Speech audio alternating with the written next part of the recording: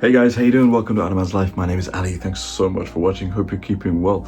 So in this episode, we're going to look at another alternative brick company called BrickCool. I was searching around on barweir.com just for fun, looking for the theme cyberpunk or cyber.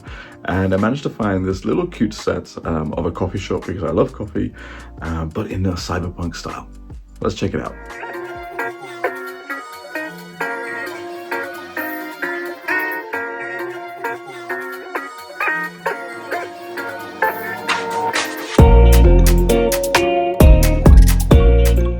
So this is one of 4 sets they have in the Cyber Street Corner theme. They have got a sushi restaurant, a pharmacy, and I think a Chinese restaurant as well.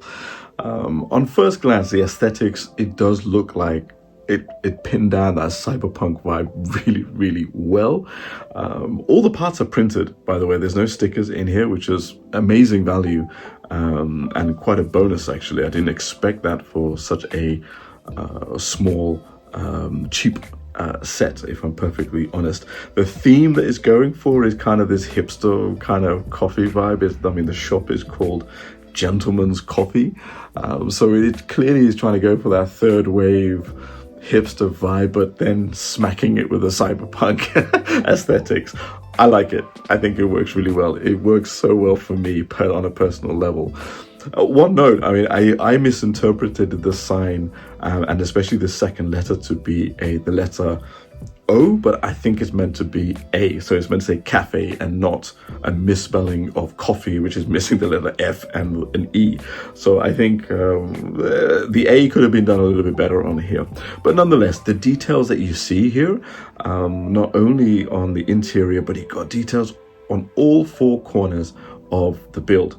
Not only on the front, but on the side, you got these boxes, you got another sign piece coming out from here, some kind of air conditioning units that are coming out from the building on not only on the side, but also the back. You got these tubings, like a security camera coming out there.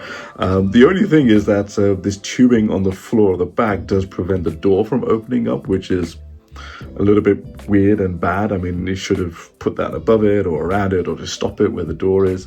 And then moving around the side, on the other side, you've got the other sign and some more little builds in there to give that cyberpunk aesthetic even more.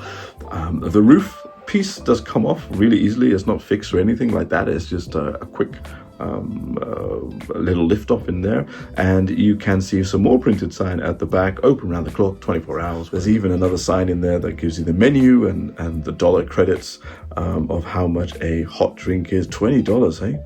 Wow. Actually, that's probably not too far off now with all the tariffs that we're going to see everywhere. In any case, this inside you got a couple of little cool builds for the coffee machines, and you got some studs in there to place some minifigures in there. The minifigures that you get though, I don't think they are workers. They look like patrons and customers who will be drinking the coffee.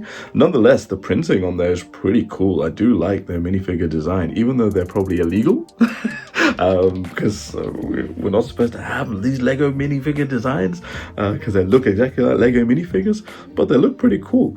They don't have the same strength, shall we say, and you can tell the difference between this and a Lego minifigure, put it that way, but not so much that it's going to detriment your enjoyment of them. One of the biggest features of here, and one of the things I really got it, was in the marketing material and the pictures, the tubing that's going across the sign and top of the building and connecting to the other side. It looks really lit up in the pictures. In reality though, it's trying to light it all up through a single light brick on the side, and it's just not strong enough to send a light through that whole plastic tubing across the way. But it's a nice little feature. I can see what they're trying to do, and at that cost, I'm not going to complain too much. The colors do change and the light brick, so that's pretty cool. It's a nice little feature. You put it into there. I have to say though, the tubing of the light, it's a little bit clunky with the sign and the length of the tube and trying to bend it across and keep it nice and straight in line. it doesn't really work that well. So I might muck around with it and see if I can make it a little bit stronger and better.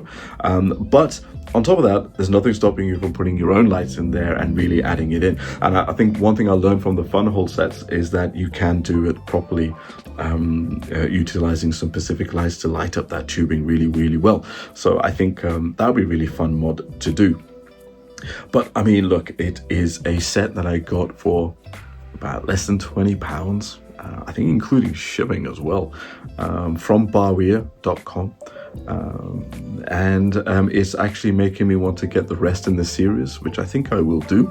And this will really supplement, I think I can see this really fitting into my city layout, especially the Ninjago city layout, if I create my own little modular, and also the fun hole cyberpunk theme apartments as well.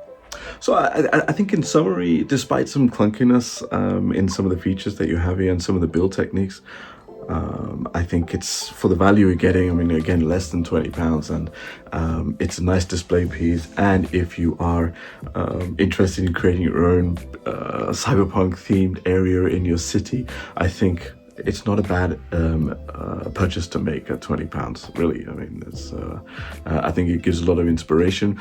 Let me know if I think I should get the other ones in the set. I might, in the theme, I might do that and see what we can do.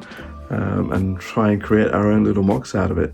Anyway, hope you enjoy that. Hope you make that an informed decision whether this alternative brick company is worth it. I'm quite impressed so far with these guys. All right, see you in the next one. Peace and love.